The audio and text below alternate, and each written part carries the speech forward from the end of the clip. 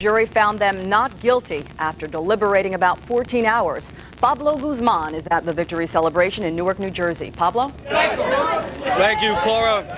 The party has moved from Terry's Bar to the Vesuvius restaurant here in Newark. And as you can see, it's a happy occasion, a happy crowd, a rather significant decision for the defendants, many of whom are here, along with their defense team, including defense attorney Maria Noto.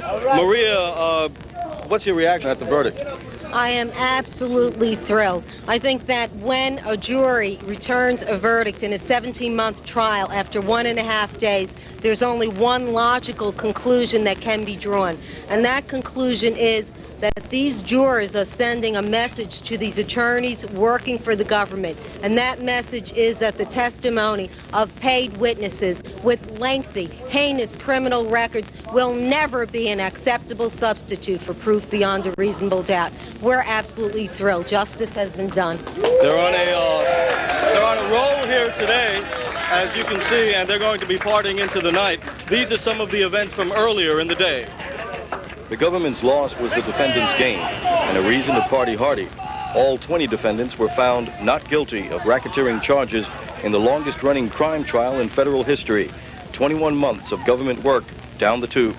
I certainly don't feel embarrassed, and I don't think we should feel embarrassed. I think we should feel proud for what we tried to do. They produced the scum of the earth to testify against 20 basically good people. And I think the jury said, you know, we're not going to buy it. Forget about it. We're very, very happy, ecstatic, and drunk. One of the defense attorneys, Robert Brown, was elected mayor of Orange during the trial. Defense attorney John Sogluzzo said the government's case fell apart when it got to the jury. Shown here waving after the trial, they only took 2 days to deliberate. From Terry's Bar, the party moved at 9 to the Vesuvius restaurant. Defense attorney John Sogluzzo, why do you think the government lost their case? They weren't able to sustain a burden of proof. We had jurors there for 17 months, Pablo, and they were able to find justice in this case. That's about the extent of it. I mean, they gave it all. They spent the time. They looked over everything, and they came back with a not guilty. The government just couldn't sustain a burden of proof. Thank you, John. Big loss for the government, big victory for the defendants and their attorneys.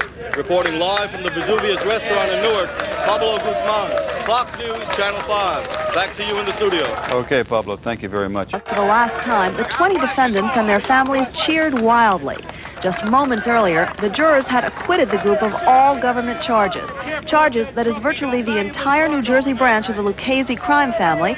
The defendants, led by reputed capo Anthony Asituro of Hollywood, Florida, and Michael Tassetta of Florham Park, engaged in drug dealing, gambling, credit card fraud, and loan sharking. The trial took 21 months, but the jurors took just 14 hours to reach a verdict. They sent a message to the government that they're not going to stand for anything like this ever again. The people that they brought in here to try to destroy our lives, our wives' lives, our children's lives, people were despicable. And that's why they came back in a day and a half. As the champagne flowed at Terry's Bar behind the courthouse, defense lawyers contended the government lost its case by relying too much on unsavory paid informers. They were the type of witnesses that you would not accept anything vital in your life based upon their testimony. I think it's entirely speculative at this point to try to say why the jury reached the particular verdict it did, or why they did so quickly. Although the verdict was a stunning defeat for the government, which had presented 89 witnesses and 400 tapes, Alito insisted the prosecution built a good case. I'm very proud of what the members of the strike force in my office did in this case. We have nothing to apologize for, nothing to be embarrassed about. The prosecution would not put a dollar amount on the nearly 2-year trial, but the U.S. attorney insisted it was money well spent despite the outcome. Said Alito, if you don't go to trial, you'll never win. Stephanie Shelton for the News at 10 in Newark.